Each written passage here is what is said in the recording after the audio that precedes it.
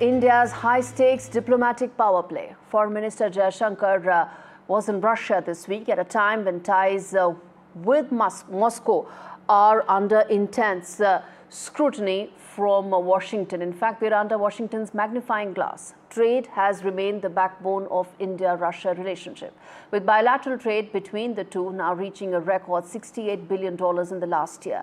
This week, both countries even vowed to boost trade ties in the face of continued attacks that have come in from Trump, his growing tantrums. I want to first play out this soundbite where India is shutting down US President Donald Trump's baseless allegations over imports of Russian oil. We've said that once, we're saying that again, and we will continue to call out American hypocrisy. Listen in. Prior to the invasion of Ukraine in February 2022, India bought virtually no Russian oil. I mean, it was like 1% of their needs. So the argument somehow now, as the percentage has gone up to like 30 and 35%, they don't need the oil. It's a refining profiteering scheme. It's a laundromat for the Kremlin. That's the reality. We are not the biggest purchasers of Russian oil. That is China. We are not the biggest purchasers of Russian LNG. I'm not sure, but I think that is the European Union. We are a country where actually the Americans said for the last few years that we should do everything to stabilize the world energy markets, including buying oil from Russia. So quite honestly, we are very perplexed at the logic of the argument that you had. Donald Trump believes he's playing some master economic game where he's going on imposing tariffs in the name of balancing trade deficits.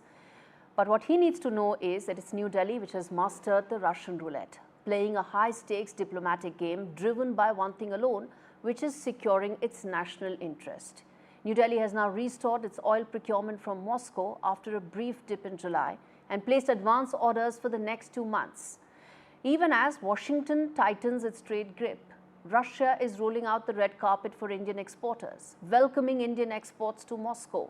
And that needs to be kept in mind that while we may see a hit because of the 50% tariffs, it's not something that we will not be able to tide over if there are other parts of the world, other markets that are rolling the red carpet. Dr. Jaishankar urged Russian companies to deepen their engagement with India, a means to address the trade imbalance between the two countries. Kremlin also hopes of trilateral talks between India, China and Russia. India hasn't agreed to it so far, but what we have done is that we continue to deeply invest in our India-Russia relationship and also build further on the China relationship, which did go through a deep freeze after the Galwan conflict. And India has remained firm against Trump's inconsistent position, failing to mention China, Russia's largest oil customer, as well as Europe's LNG imports. Now, as the US moves towards isolationism, President Trump's trying efforts to reach a peace deal in Ukraine, it's throwing its partner New Delhi under the bus in the process, even as it's clear that there's no deal on the table from Putin's side. Putin has actually got the best as it could from the Alaska summit. Now, for Trump, the biggest problem is that he's now getting used to country after country bowing and kneeling in front of him. There was Japan, there is the entire European Union, all showing zero political courage and spine. While European leaders sit in Oval Office and be schooled by Trump like school children, India is showing what it takes to actually have strategic autonomy, ability to take a stand and follow it through.